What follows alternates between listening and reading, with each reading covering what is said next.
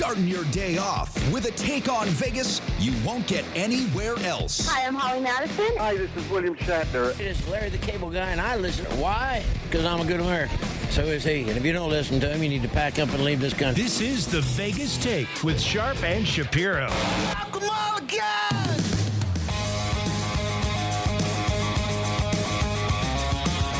Oh, yeah, what's up, everybody? Happy Hump Day. It is the Vegas Take, Sharp and Shapiro. Coming at you on a Wednesday, baby. Loaded show.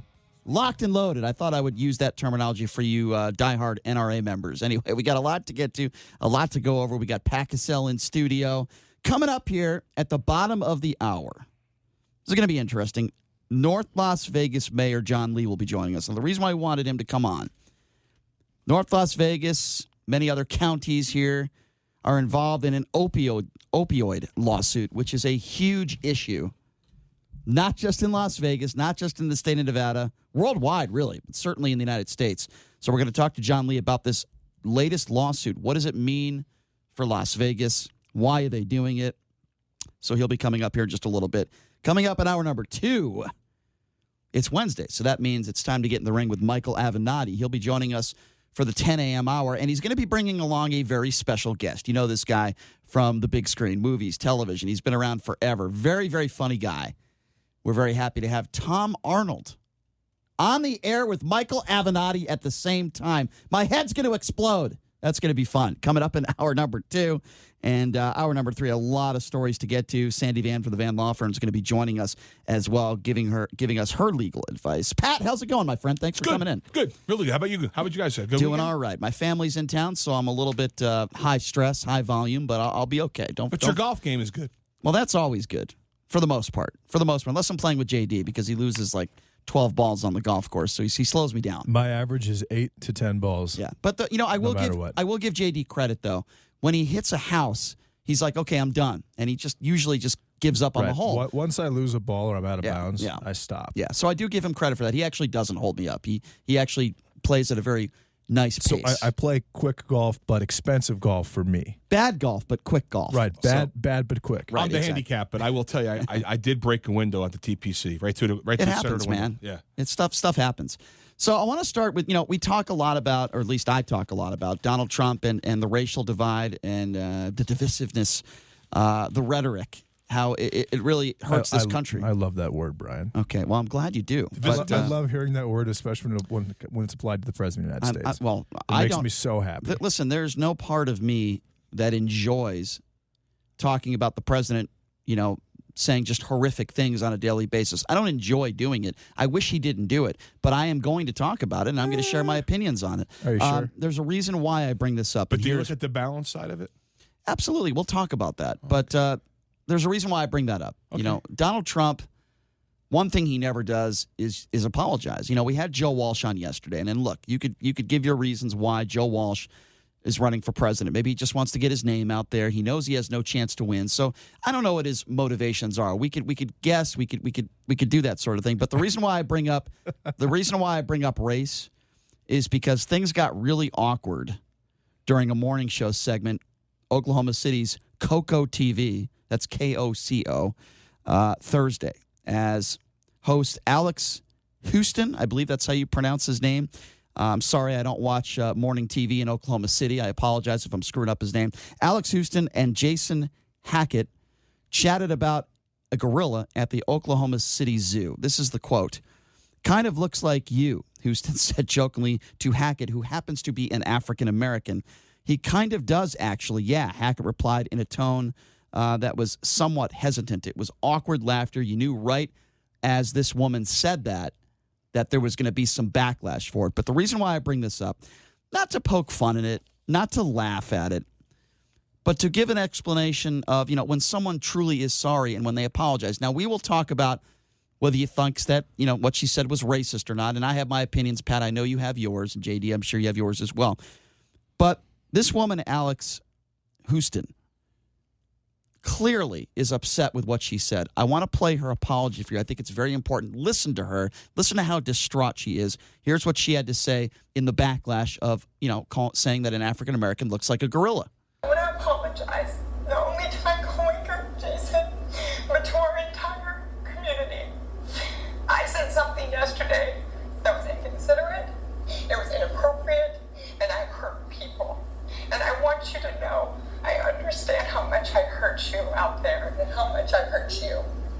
Now, she sounds like she is very upset. Those are not fake tears. Make no mistake about it. My thoughts on this, and look, a lot of people are going to say, well, you say you called the president, you says racist things, and, send her back. Everybody's racist. No, I take every situation differently with my opinions. But in this specific situation, I'm going to have her back on it. And the reason why I'm going to have her back is because, you say somebody looks like a gorilla, it doesn't automatically mean that you are a racist. It doesn't automatically mean that you look at somebody that happens to be African American, and that's the reason why you said it. So you like over-the-top, crying, sobbing apologies? No, I don't like over-the-top, crying, sobbing anything. What I do like is when I believe somebody in my heart is being honest in their apology, and I believe she is. I believe she truly is sorry for what she said, and I don't think she was racist in doing it. I think she misspoke, and I think that happens. But so, wait, I got to tell you, this misspeaking thing pisses me off like there's nobody's business. Because the one guy in my lifetime, way before your lifetime, because you guys were, if anything, you're babies, all right, when Howard Cosell called Alvin Garrett a little monkey, the way he had a monster game. He's 5'7", 160 pounds. Now, we all know that Howard Cosell stood up for racist remarks, went after people. Yeah. He was a staunch supporter of Jackie Roosevelt Robinson and Muhammad Ali. But the press destroyed him back in the 80s for making a statement like this, and he almost just left television altogether.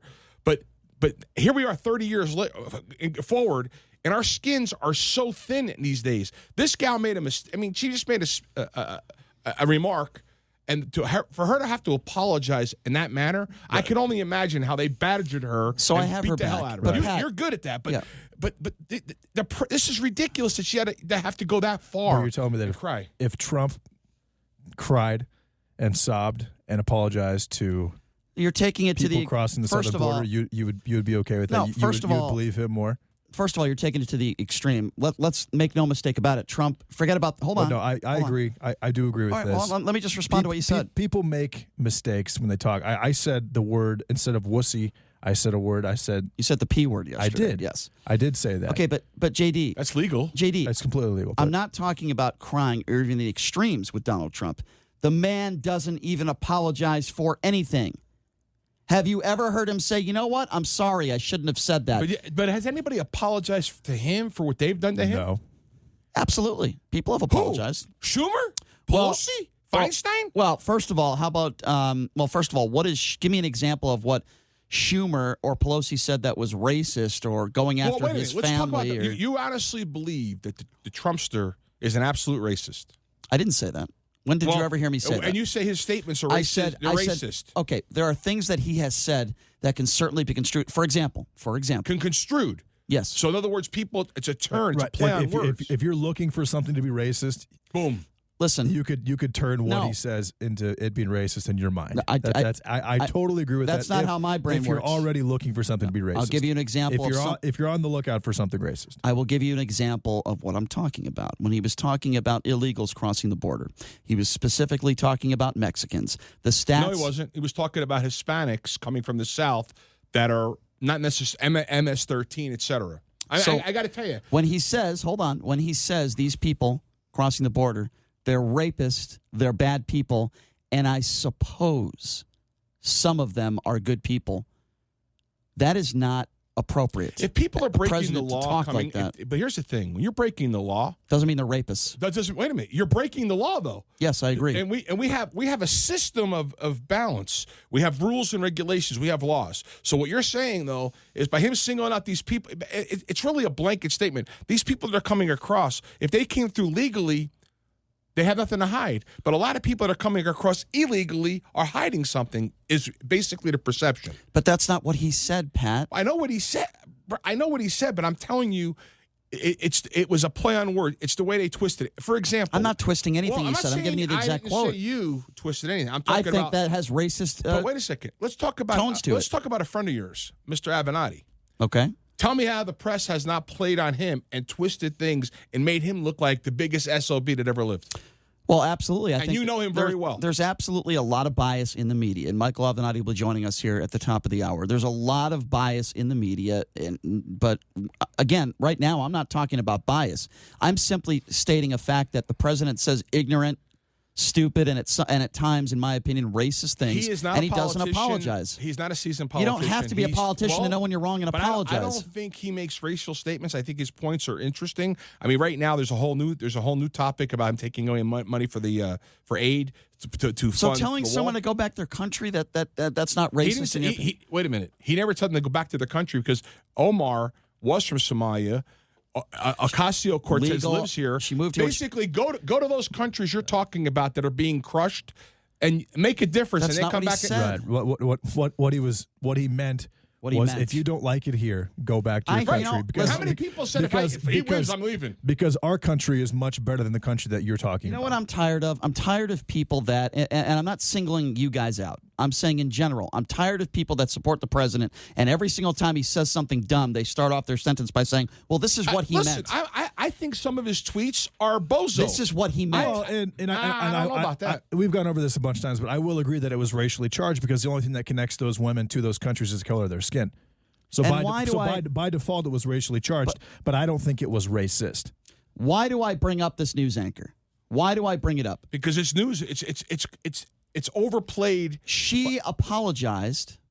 She clearly is upset, and I think she's being genuine in her apology. Now, look, again, we had Joe Walsh on. She could lose her career over exactly, this. Or is she halfway concerned that she could definitely lose her job, and she's halfway sorry? To me, there's this type but you really don't know. To me, there's this type of apology.